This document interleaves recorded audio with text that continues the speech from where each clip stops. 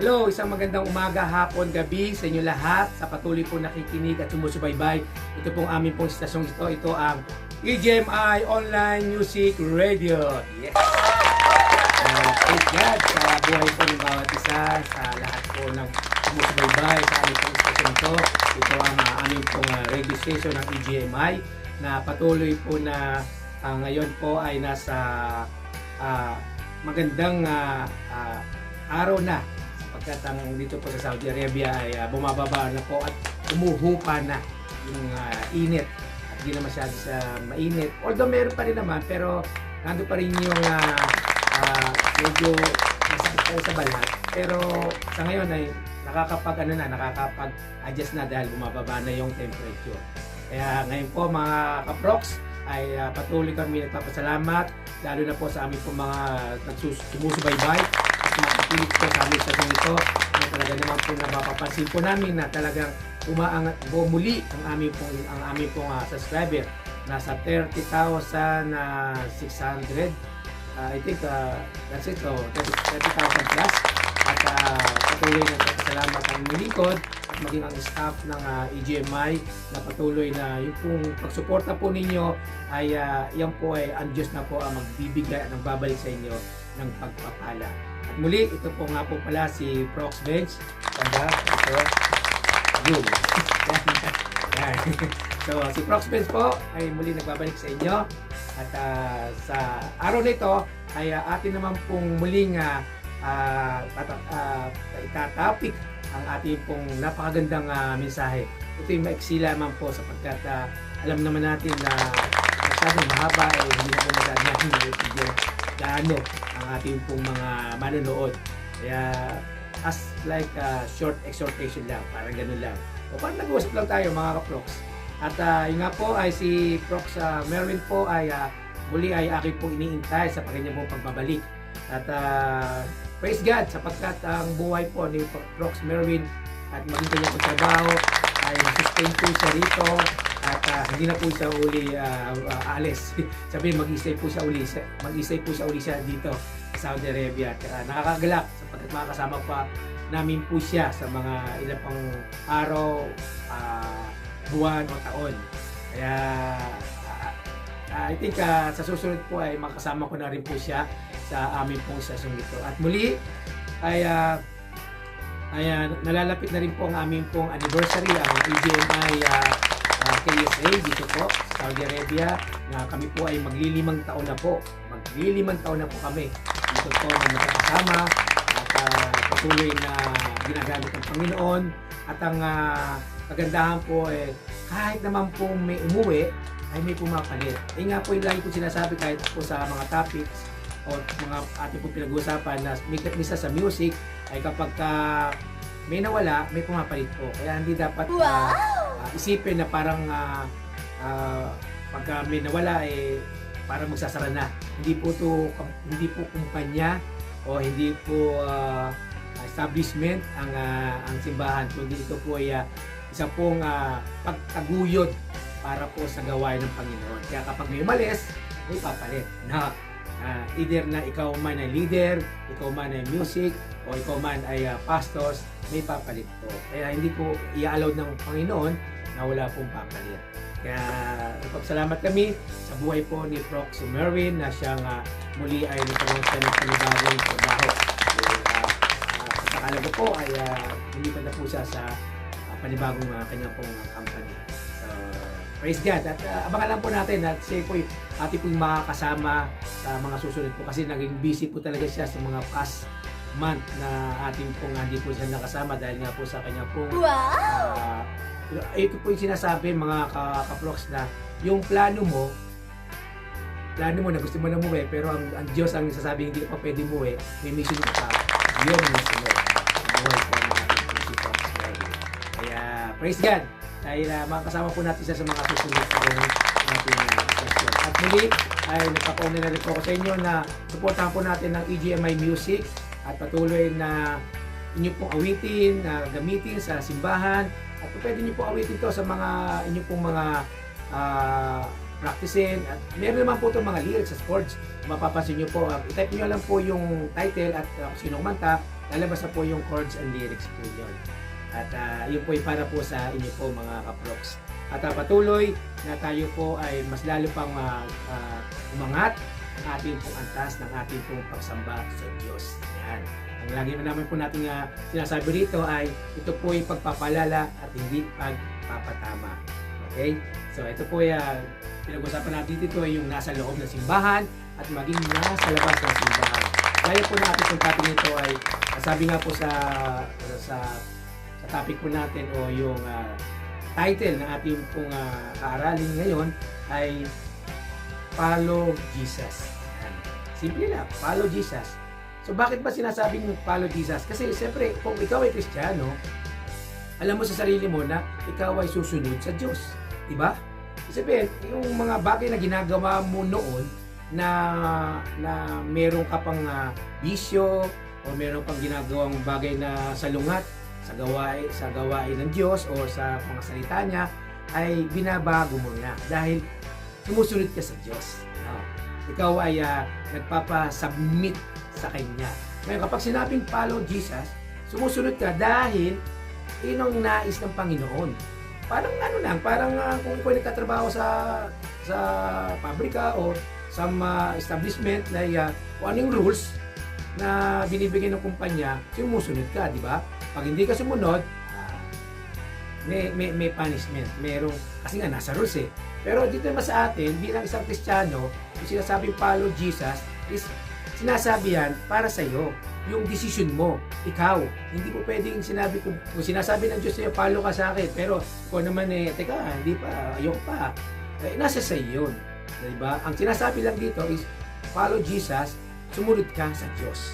Sumunod ka kasi yun po yung makakabuti sa bilang isang Kristiyano. Marami po kasi mga Kristiyano, mga katrops marami na sinasabi nila, nagpapalo kay Lord. O nagbibigay ako ng tithes, sumusimba ako, at sumusunod ako sa mga utos niya. Pero minsan pag dumarating yung mga trial sa buhay, pag dumarating yung mga pagsubok, pag dumarating yung mga instant na problema, parang nag-give out ka na sa sarili mo. Sabi ko, ano nangyari? Bakit gano'n, ganito? Nagre-reklamo ka na. So, di ba? Ganyan po yung mga bagong mga Kristiyano. Lagi na lang sinasabi nila na susunod ako kay Lord, susunod ako dahil ito ang gusto ko. Pero pagka ikaw ay nakatikim na ng actually ang pagsubok, nanggagaling niya sa atin. Decision din po natin yan. No? Never na ang Panginoon wag mong sasabihin sa kanya na sinubukan ako ng Diyos. No. Ikaw ang ano yan. Ikaw ang pumili. Di ba? Minsan ganito. Paano? Minsan bisyo. Oh. Alam mo masama sa katawan mo, pero sinasabi sa Biblia na yung templo mo ay akin yan, templo ng Diyos. Pero ginagawa mo, binawasak mo. Pero after ganito ng problema, sasabihin mo, eto na, sisisihin mo na ang Panginoon. Sumusunod naman ako sa Kanya. Wrong, di ba? Simpleng bagay, minsan, mga kaproks, na minsan ginagawa po natin, tayo na rin po nagdesisyon. Tinatapos na natin, after sa huli, saka natin sisisihin ng Diyos. Hindi po ganoon mga kaproks. At habang tayong may panahon, malakas tayo, buong ating pagkakatawan, di tayo nagkakasakit, maglingkod ka. Sumunod ka sa Diyos. Follow Jesus. Kasi yun ang dapat nating laging ginagawa. Especially sa tayong mga ministry, yung sa music.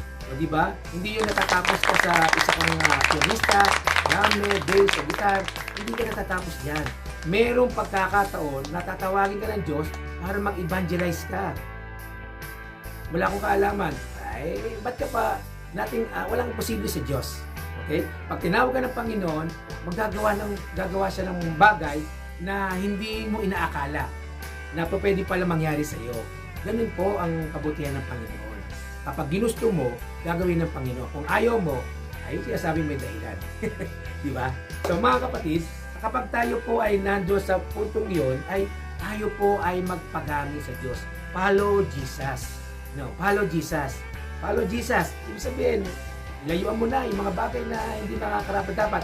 Ito linawin ko lang mga kaproks. May nagtatanong na, pwede ba akong makinig ng music ng worldly? Pwede ba akong makihalubilo sa mga worldly? Pwede ba akong kumain or maki-join sa mga dancing? para sa akin mga kaproks, kung alam mo ang mali at tama, ikaw ang magdesisyon. Para sa akin, wala. Hindi ko pwedeng sabihin hindi kita pwedeng i-judge dahil ako, kumakanta ako, minsan kumakanta pa akong video okay. O, masama? Hindi, di ba? Basta't ang kantahin mo lang, yung nararapat lang. Hindi naman yung mga bagay na talagang kakanta mo parang talagang wala na. As in, meron kasing mga word na pag-awit na may mga mura, may mga masasamang violate, yung foul na. Ibig sabihin na hindi dapat mong kantahin, ay kakantahin mo, mali yun. Di ba? Kahit man sa pagkain, sinasabi na, bawal lang ito, bawal lang. Bakit? Ano ba ang mas makasalanan? Yung pagkain o yung sinasabi o yung lumalabas? Di ba? Pero sinasabi ng Panginoon sa atin, yung lumalabas o sinasalita mo, yung dila mo, yan ang magiging makasalanan kung ano ang lumalabas. Hindi yung pumapasok na kinakain. Kaya mga kakaproks, tayo po ay maging minsan maingat din po sa ating pong ginagawa. Hindi lahat ng mga nakikita natin ay mali. Pero suriin mo. Hindi ko naman sinabi sunggaban mo. Dahil sinabi ni Prox Benz. No, hindi ganun. Pag-aralan mo, pag-isipan mo, at kung tama, ay kung mali, oops. Diba? Minsan, ito nangyayari kapag ang isang tao ay dito sa abroad ay pauwi at dati kang mangiinom at pumunta ka doon at dumaan ka at tinawag ka at sinabi mong sinabi sa iyo na tagi ka muna dito kasi pag tumanggi ka, hindi na ako pwede, hindi na ako nainom very good ka. Pero kung sasabihin mo inom ka muna dito, daan ka muna dito at nagbigay ka pa ng pera, ito na lang pera, di lang ako nainom, di sumang-ayon ka rin, di ba? Pag-isipan mo, hindi ka nga minom pero nagbigay ka. Hindi sumang-ayon ka rin. Kaya nga, decision yan mga kaproks. Hindi mo pwedeng sabihin na, hindi, umiiwas lang ako gulo, ganyan. No. Ang Diyos, kapag nakita sa iyo ng mga tao na iba ka na. Hindi ka na pwedeng dalahin yan o tawagin man na mag-iinom, punta rito, punta doon. Hindi na. Kasi iba ka na Follow Jesus. Sumusunod ka na sa Diyos. So makikita nila sa iyo, sa pagkatao mo na may pagbabago. Diba? Hindi yung po pwedeng sabihin mo lang na nakikisama. Yan. Lagi na lang ganon, nakikisama. Pero hindi mo naman madesisyonan sarili mo pag umaharap ka sa Panginoon. Di ba? Ganun po mga kaproks. Although mahirap, pero pag ginawa mo, napakagaan ng kaloob. Sapagkat ang Diyos ang nabibigyan ng papuri. Dahil bakit? Nagbago na yan. Dahil sa kanyang pagbabago at straight na yan. Diba? Ganun Kaya dapat po mga kaproks lagi po nating tandaan na habang tayo may lakas, habang tayo ay nananagana pa sa pangangatawan, habang tayo ay binibless ng Panginoon, maglingkod ka. Follow Jesus. Huwag mo sayangin. Huwag mo isipin na pag matanda ka na, saka ngayon susunod. Lord, susunod na ako. Ano pa ang magagawa mo kung hindi ka na makalakad? Sorry po sa mga ating po mga PWD yan. Yung mga medyo hindi po nakakalakad yan. Pero hindi. Yung iba, minsan nakakalakad. Wow! Nag-share ng gospel. Diba? Ikaw nga na may kumpleto ka, hindi ka nag-gospel Hindi ka nag-share ng gospel Diba? Huwag naman pong masaktan yung iba na kumpleto ng katawan. Sabi ko kumpleto ang katawan pero hindi nag-share ng gospel. Hindi sumusunod sa Diyos. Yun lang po yun. Isip lang po. Pag-isipan po niyo mga kaproks na. So ito po ay ilang po isang mga bagay na maiksi lamang po na nais lang po natin ipaalala sa ating mga Kristiyano na kapag tayo sumusunod sa Diyos, tayo nagpapalo sa Diyos, ay tanggalin na natin yung mga bit natin dyan, yung mga nakasuksok pa sa mga bulsa, sa mga ganyan. Ibig sabihin ko po yung mga kaprok, yung pong lumang pagkatao po natin. Yung ating pong mga kasalanan na hindi pa naalis. Lagi natin, teka, sandali lang. Nag-enjoy pa ako Huwag ganon. Pero Kristiyano ka, umating ka sa simbahan, nag-worship ka sa Lord, tapos ganon. Huwag ganon. Okay? So, praise God. Yun naman po, mga kaproks, nagsing nga lang po to sapagkat Sa mga susunod po ay makakasama ko na po ito si Prof. Merwin at ang iba pa, meron pa akong mga guest na matatalakay, especially po yung at ito meron po nagtatanong na po sa akin about po sa pagta-tithes at pagbibigay. Napakagandang pag-usapan po yan, especially sa mga musician.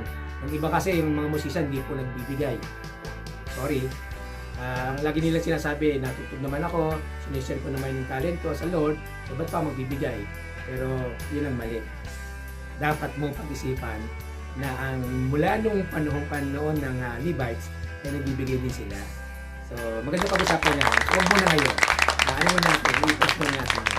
So yun po, ito po yung aking pong verse. Dapat pwede ko pong ibigay sa inyo. Ito pong verse for today. Yan. Sabi nga rito sa mga ngaral, ganda po nito, mga ngaral 12 verse 3. Alalahanin mo siya bago humina ang iyong katawan. Bago manghina ang iyong mga bisig, bago mawala ng lakas ang iyong mga tuhod. Alalahanin mo siya bago mabungi ang iyong mga ngipin. At bago lumabo ang iyong mga mata. So, yun nga po mga kaprox, wag po nating dumating ang pagkakataon na hina tayo at hindi tayo makatayo, tayo parang napakahirap na yun. Hindi mo na mararating yung iba pa. Kaya ngayon pa lang, habang tayo malakas, habang tayo ay pinagpapala ng Diyos, yung pagpapalang niya na gamitin mo rin sa pag-share. Ay ang Diyos ang magpapala po sa inyo at sa atin. At kaya nga sinasabi ko ay ito po ay hindi lamang po sa ministry ng mga nag-evangelism. Ito po ay ministry din po sa music na hindi ka lang pwedeng nandiyan ka lang, kailangan ka rin humayo. Gamitin mo yung speed mo bilang isang kahayag ng katotohanan. Kung natugtog ka, nakita mo sa kanila na pinagbago ka dahil sumusunod ka sa Panginoon. Kung yung umaawit, yung mga mensahe yun ay nagagamit mo sa pag-share sa labas. Kung ako, noon, nag-share ako sa mga release ng trend sa labas po, doon sa mga bahay-bahay po doon. Ay grabe, talagang challenge. Pero praise God at napagtagumpayan po yun. So yun nga po mga kaprox, at yun po ang ating pong verse of today. Ito naman po ang ating pong quote for today. Sabi nga po, sa quote for today natin ay mahalin at yakapin mo ang pagsunod mo sa ating Panginoon. Sapagkat sa huli, siya lang naman ang Diyos na aakap at magmamahal sa iyo. Ay, di ba? Ang ganda. Praise God. Patuloy po natin yakapin at mahalin natin ang ating Panginoon sa pagsunod.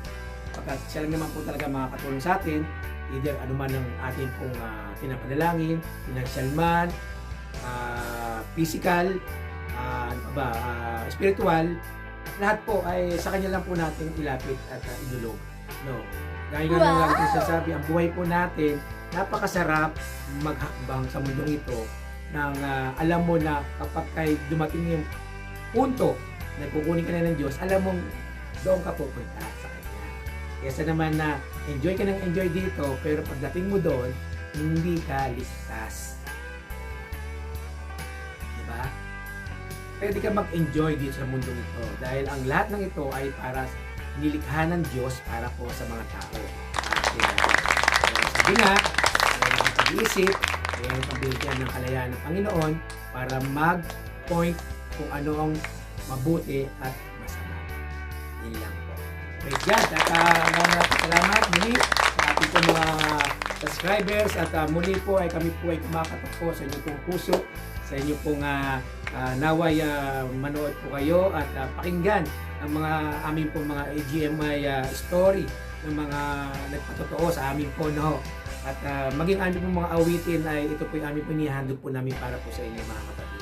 At ito lang po natin yung mga iba po pong mga awitin na lalabas. Hindi nga lang kami ganoon kahusay na masasabi natin talagang bongga sa music, pero ang aming pong dedication ay nandito po sa puso at maging sa aming pong isip na binibigay namin to sa ating Panginoon.